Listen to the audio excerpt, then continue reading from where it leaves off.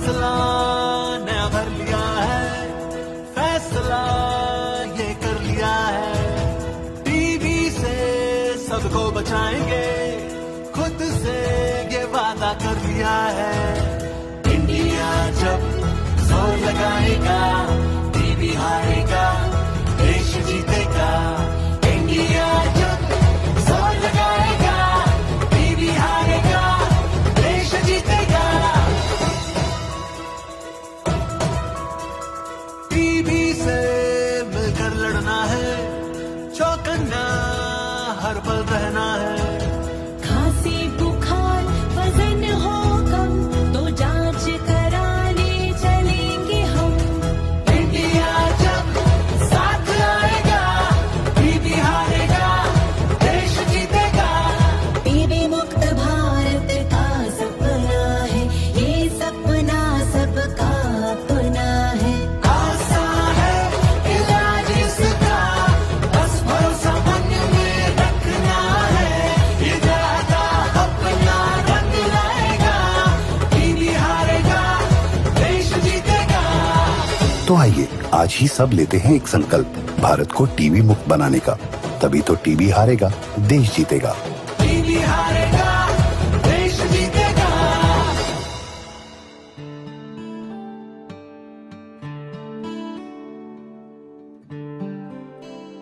नमस्कार, जय जोहार, राम राम संगवारी हूँ। मैं हूँ आपकी आरजे दो चित्रा और आप सुन रहे हैं पाटन का आपका अपना Chhattisgarhiya channel radio Lokvani 89.6 FM।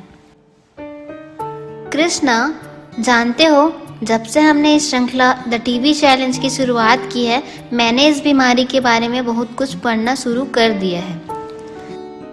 सच, मैं भी ये सुनिश्चित करने के लिए प्रतिबद्ध हूँ कि हमें टीबी मुक्त भारत अभियान को एक जन आंदोलन बनाने के लिए प्रयास करना होगा और अपने देश को टीबी मुक्त बनाने के लिए लोगों को जानकारी देनी होगी। और आप जानते हैं कि कल मेरे पिता के एक डॉक्टर मित्र घर आए थे और मैंने उन्हें इस श्रृंखला के बारे में जो हम अपने सामुदायिक रेडियो पर चला रहे हैं उसके बारे में बताया। ओह अच्छा, और उन्होंने क्या कहा? उन्होंने मुझे एक बहुत ही दिलचस्प उदाहरण दिया जिसे मैं अपने श्रोताओं के साथ साझा करना चाहूँगी। उन्होंने कहा कि लगभग हम सभी लोग टीबी बैक्टीरिया के संपर्क में हैं, लेकिन जब तक आप स्वस्थ हैं और आपकी प्रतिरक्षा प्रणाली अच्छी तरह से काम कर रही है, तब तक आपका शरीर रोगाणु के चारों ओर एक कैप्सूल बना लेता है। मतलब है कि जब आप मजबूत रक्षा और मजबूत प्रतिरक्षा प्रणाली के साथ स्वस्थ हैं तो कैप्सूल के अंदर रोगाणु जीवित रहेंगे और कोई नुकसान नहीं करेंगे। बिल्कुल सही। उन्होंने कहा कि बैक्टीरिया कैप्सूल के अंदर लंबे समय तक, यहाँ तक कि कई सालों तक रह सकते हैं। जब यह कैप्सूल के अंदर होता है तो आप संक्रामक नहीं होते और टीबी के कीटाणु को किसी और में नहीं फैला सकते और आपका स्वास्थ्य भी बिल्कुल ठीक रहता है। लेकिन अगर किसी भी कारण से आपका बचाव सही तरीके से काम नहीं कर रहा है तो आपको जीवन शैली से जुड़ी बीमारियों या मधुमेह या HIV जैसी बीमारियां हो सकती हैं, या आप ऐसी दवाई ले रहे हैं जो आपकी प्रतिरक्षा प्रणाली को उतना मजबूत नहीं बनाती है, जैसे कि कैंसर, या यदि आप धूम्रपान करते हैं या आप बहुत अधिक शराब पी रहे हैं या अच्छी तरह से नहीं खा रहे हैं तो कैप्सूल खुल जाता है और बैक्टीरिया बाहर निकल जाता है। अरे वाह, मैं वास्तव में आपके ज्ञान से प्रभावित हूँ। आपने सही कहा, यदि आप अस्वस्थ होते हैं या लंबे समय तक किसी बीमारी से पीड़ित व्यक्ति के संपर्क में रहते हैं तो बैक्टीरिया आपके फेफड़ों या शरीर के किसी अन्य हिस्सों को नुकसान पहुंचाना शुरू कर देते हैं। और जब आप संक्रमित होते हैं तब आपको लक्षण दिखाई देने लगते हैं और आपको अपनी जांच कराने की आवश्यकता होती है। हाँ, बिल्कुल सही। लेकिन मैं आपको एक बात बताऊं, मुझे नहीं पता था कि हम सभी को बचपन में टीबी का टीका लग चुका है। यह छोटे बच्चों को गंभीर घातक प्रकार के टीबी से बचाने में सक्षम है, लेकिन यह बाद के वर्षों में हमें टीबी होने से नहीं बचाता है। चित्रा, मुझे लगता है कि हमें इस तथ्य पर ध्यान देने की आवश्यकता है कि जिस कैप्सूल के बारे में आप बात कर रहे हैं, यदि किसी कारण से फट जाता है तो यह केवल सही दवा ही टीबी के रोगाणु को मार सकती है। और अगर लक्षण दिखाई देते हैं और आप जागरूक हैं, इलाज करवा रहे हैं तो यदि कैप्सूल टूट भी जाता है तो रोगाणु मर जाएंगे और आपके फेफड़ों को कोई नुकसान नहीं पहुंचाएंगे और आप इन कीटाणुओं को अन्य लोगों में भी नहीं फैलाएंगे। इसलिए जो मूल बात है वह यह है कि हम सभी को सबसे पहले स्वस्थ रहना, और अगर किसी कारण से आपको टीबी की कीटाणु से संक्रमित हो जाते हैं तो दूसरों को संक्रमित होने से बचाने के लिए खुद का डॉक्टर द्वारा इलाज करवाना बहुत ज़रूरी है। एक अन्य महत्वपूर्ण पहलू यह है कि टीबी की दवा केवल उचित जांच और परीक्षण के बाद ही ली जानी चाहिए और केवल प्रशिक्षित स्वास्थ्य कार्यकर्ता के माध्यम से ली जानी चाहिए, जो आपको देखेगा और यह सुनिश्चित करेगा कि आप दवा की प्रत्येक खुराक समय पर लेते हैं। इसे डायरेक्टली ऑब्जर्व थेरेपी या ड्यूटी कहा जाता है।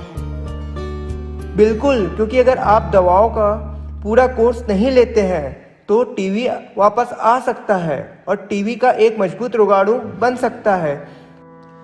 जब ऐसा होता है तो भी इलाज संभव है, फिर हो सकता है इलाज की अवधि ज़्यादा लंबी हो। इसे ड्रग रेजिस्टेंट टीबी कहते हैं। दवा प्रतिरोधी टीबी अधिक जटिल होती है और इसका इलाज करना भी कठिन है। तो मुद्दे की जड़ यह है कि आपको जागरूक होना होगा। आपको पता होना चाहिए कि आप टीबी के लिए हाई रिस्क व्यक्ति तो नहीं हैं। ये तो बहुत ही महत्वपूर्ण जानकारी साझा की है आपने। देश भर के सभी स्वास्थ्य केंद्रों और सुविधाओं में जांच, परीक्षण और उपचार पूरी तरह से निःशुल्क है। यदि आपको कोई संदेह है तो कृपया राष्ट्रीय हेल्पलाइन नंबर 1800116666 पर कॉल करने में संकोच ना करें और पता करें कि आपके लिए सबसे निकटतम केंद्र कहाँ है। यह वास्तव में मददगार जानकारी है।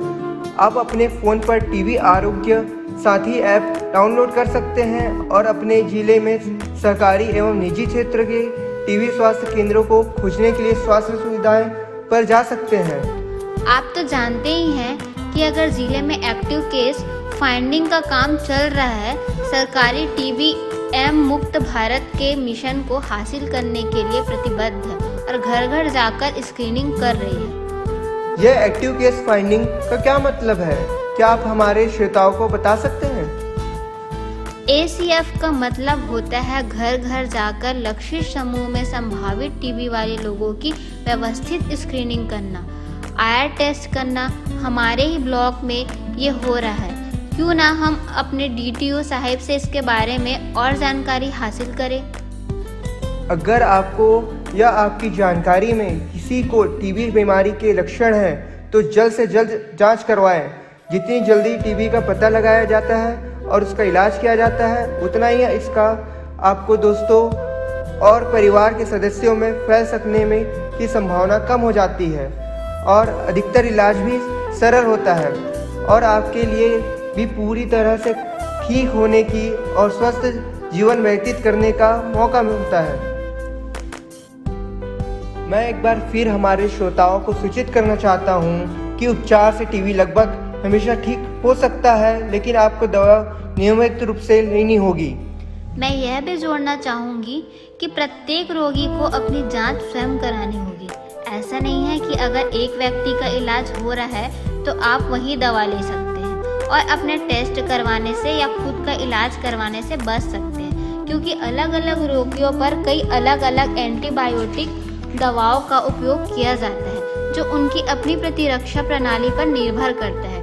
टीबी के कुछ रूप कुछ एंटीबायोटिक दवाओं के प्रतिरोधी हैं और यह आपको केवल डॉक्टर ही बता सकते हैं। यदि आप टीबी के दवा प्रतिरोधी रूप से संक्रमित हैं तो आपको एक अलग तरह की दवा की आवश्यकता हो सकती है। आपको याद रखना चाहिए कि यदि आपको पल्मोनरी टीबी का निदान किया गया है तो आप उपचार के दौरान लगभग 2 से 3 सप्ताह तक संक्रामक रहेंगे। लेकिन कृपया हमारे श्रोताओं को यह भी बता दें कि टीबी के रोगी को आमतौर पर इस समय के दौरान अलग रहने की आवश्यकता नहीं होती है।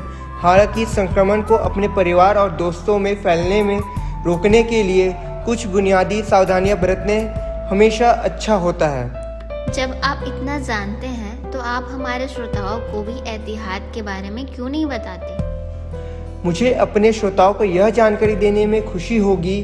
तो दोस्तों, अगर आपको टीबी है तो सबसे पहले अपने परिवार और अपने दोस्तों के बेहतर स्वास्थ्य के लिए काम, स्कूल या कॉलेज से तब तक दूर रहें जब तक कि आपकी टीबी उपचार टीम आपको यह सलाह न दें कि भीड़ की जगह में लौटना सुरक्षित है। खांसते, छींकते या हंसते समय अपने मुंह ढक लें और खांसने या छींकने के बाद हाथ धोने की आदत सुनिश्चित करें। किसी भी इस्तेमाल किए गए रुमाल या टिश्यू को सावधानीपूर्वक एक सीलबंद प्लास्टिक बैग में फेंक दें। जहां आप रहते हैं वहां ताज़ी हवा की अच्छी आपूर्ति सुनिश्चित करने के लिए खिड़कियां खोलें। यदि भीड़ भाड़ वाली जगह में रहते हैं तो हवा का संचार सुनिश्चित करने के लिए पंखे का प्रयोग करें। दूसरे लोगों के साथ एक ही कमरे में सोने से बचें। साथ ही नियमित रूप से दवाई लें।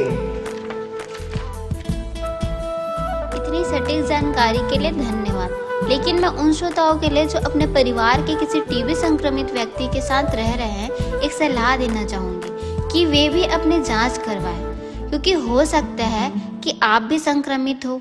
यह सिंपल टेस्ट होते हैं। इन परीक्षणों में छाती का एक्सरे या कुछ रक्त परीक्षण, त्वचा परीक्षण या बलगम परीक्षण शामिल हो सकते हैं। कृपया लक्षणों को याद रखें कि केवल इलाज से ही टीबी का रोकथाम की जा सकती है और टीबी की रोगियों को ठीक किया जा सकता है। अनुपचारित टीबी घातक बन सकती है। याद रखें, उपचार एक ऐसी प्रक्रिया है जिसका सावधानीपूर्वक और नियमित रूप से पालन किया जाना चाहिए। कृष्णा, आप तो जानते हैं कि वर्ष 2000 से 2020 तक प्रभावी निदान और उपचार के माध्यम से करोड़ों से अधिक लोगों की जान बचाई गई है। वे केवल इसलिए ठीक हो पाए क्योंकि उन्होंने अपनी दवाएं ठीक से ली है।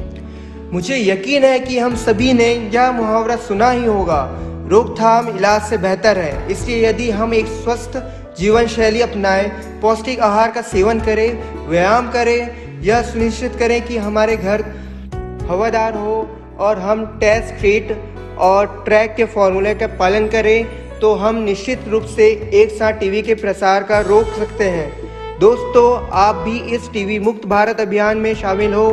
अगली बार मिलते हैं इसी समय इस टीवी चैनल शो में। टीवी हारेगा, देश जीतेगा। टीबी के लक्षणों की करे पहचान, तुरंत इसकी जांच कराए, जो है बहुत आसान। अगर बचना हो टीवी से तो जानकारी रखो पूरी, इसका पूरा इलाज करवाना है जरूरी। अधूरे इलाज से बिगड़ सकती है बीमारी, समय से दवाई खाने में ही है समझदारी। टीबी मरीजों को मिले संपूर्ण खान पान, बने निक्षय मित्र, दें अपना योगदान। टीबी हारेगा, देश जीतेगा।